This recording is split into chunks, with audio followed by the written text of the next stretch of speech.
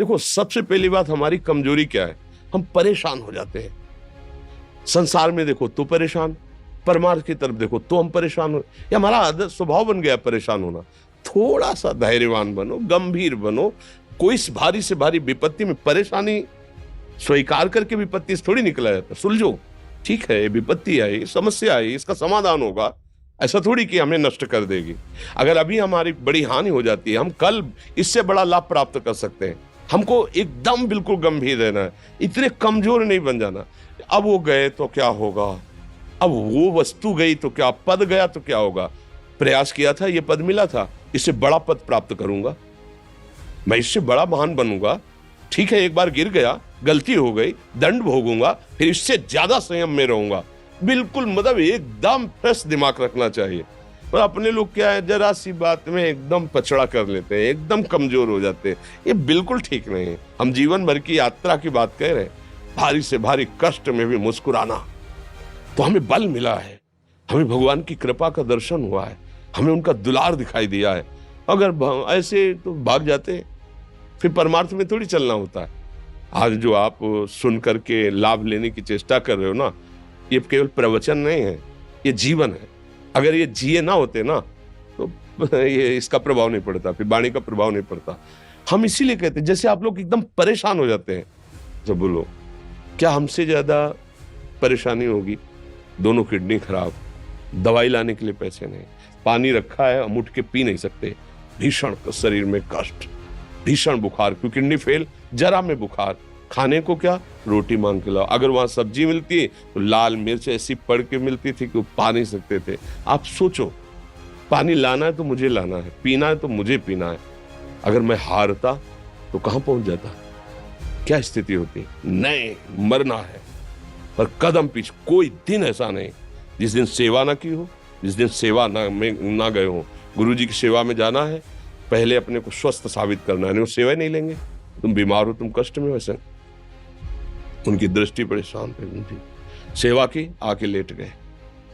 फिर हिम्मत की, अपनी श्री जी की सेवा की, मधुकरी नहीं गए, 3-4 दिन भोजन नहीं गए, पर सेवा नहीं छोड़ा, दिनचर्या नहीं छोड़ी। और उसका प्रधान कारण संयम, ब्रह्मचर्य, भगवत आश्रय, नाम जप, कभी हारने नहीं दिया। अभी भी थोड़ी देर बाद डायलिसिस शुरू हुआ। हारने, आपको हारे हुए नजर आ रहे हैं? शरीर में पीड़ा है, किडनी फेल है, ऐसा थोड़ा हम स्वस्थ बैठे हैं, पीड़ा है, बार बार प्यास लगती है, थोड़ा थोड़ा पानी मिलता है, लेकिन हम आनंदित हैं, हम प्रसन्न हैं, हम लड़ाई में हारे नहीं हैं, ना हारेंगे, हम जीत चुके हैं। हम अपने मालिक के भरोसे में अपना सब बात, तो वो ये हम अपनी बड़ाई नहीं बता रहे, हम आपको बता रहे समस्या।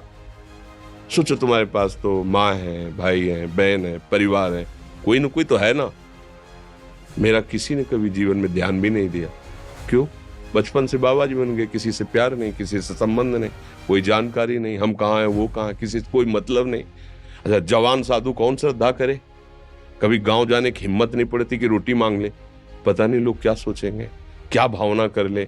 हम दरवाजे पे खड़े हैं, क्या कैसी भाव, जो हमारे सामने आकाश वृत्ति से आया यौवन अवस्था में, वही पाया, अन्यथा भूखे रह गए। जब हम हर समय अपने को विवेक के द्वारा सावधान रखे, तो हम कभी निराश नहीं हुए, कभी उदास नहीं हुए, कभी ऐसा नहीं लगा कि यार हम दुखी, कभी नहीं लगा। उसी का फल है कि उस सुख का संकेत मिल गया जहां दुख की निशानी भी नहीं है, वही उसी के बच्चे हो। हम सब उसी धातु से बने हुए हैं।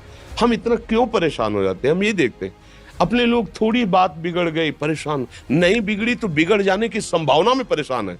आज सुख है, लेकिन कल सुख छिन जाएगा, तो हम आज के सुख में सुखी ना होकर कल के दुख की आने की संभावना में हम भयभीत हो। मतलब क्या हमारी सोच रह गई? हमको इतना बलवान बनना है कि सुख और दुख दोनों हमको छू न सके।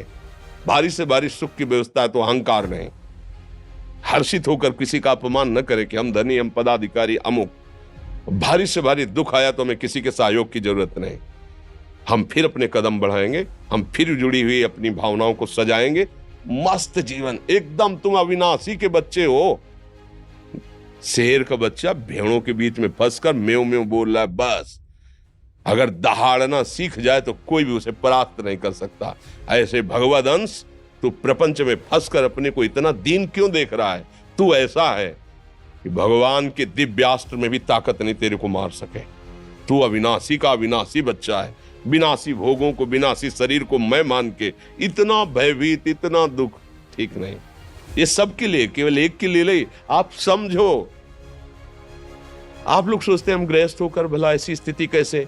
जनक जी सुखदेव जी के गुरु हैं और राजा हैं, महल है, रानियां हैं, नौकर है, चाकर।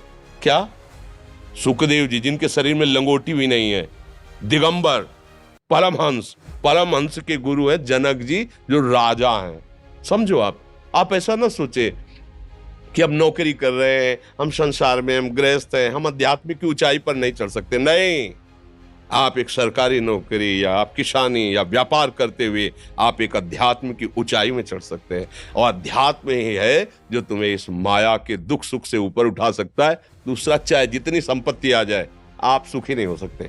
सब देख लो, आंख खोल के देख लो, अध्यात्म ही है जो तुम्हें हर कष्ट सहकर मुस्कुराकर जीने का रास्ता बता देगा कि आप आनंदित हो जाओगे। कुछ नहीं बिगड़ा, अध्यात्म है तो कुछ नहीं बिगड़ा, अध्यात्म नहीं है तो कुछ नहीं बना, कुछ हाथ नहीं लगने वाला।